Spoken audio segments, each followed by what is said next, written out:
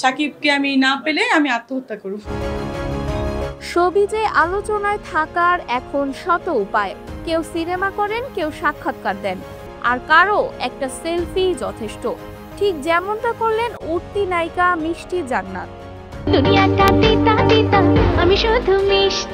বিমানে সুপারস্টার শাকিব খানের পাশে বসে একটি নয় তিনটি সেলফি তুলে ঝড় তুলেছেন সামাজিক যোগাযোগ মাধ্যমে।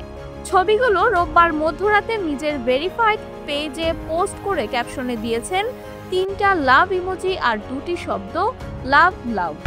অনেকদিন পর সেই থেকে নেট দুনিয়ায় ট্রাফিক জ্যাম। ছবিতে মিষ্টির মুখে হাসি, শাকিব খান যথারীতি শান্ত, তবে ভক্তরা অতটা শান্ত থাকতে পারেননি। মন্তব্যের ঘরে উকি দিলেই বোঝা যায় সমালোচনার বন্যা।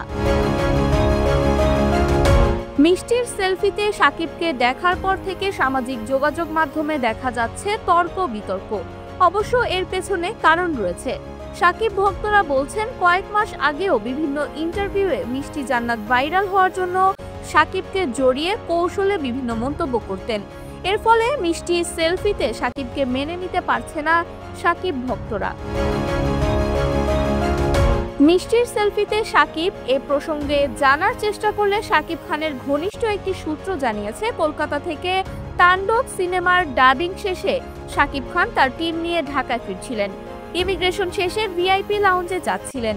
দূর থেকে শাকিব খানকে দেখে মিষ্টি জান্নাত দৌড়ে আসেন, কথাবার্তা বলেন। এরপর বিমানের ভেতরে শাকিবের সঙ্গে আবার দেখা করেন মিষ্টি জান্নাত, অনুরোধ করেন ছবি তোলার। সেই ছবি হয়তো ফেসবুকে প্রকাশ করে আলোচনায় থাকতে চাইছেন মিষ্টি জান্নাত।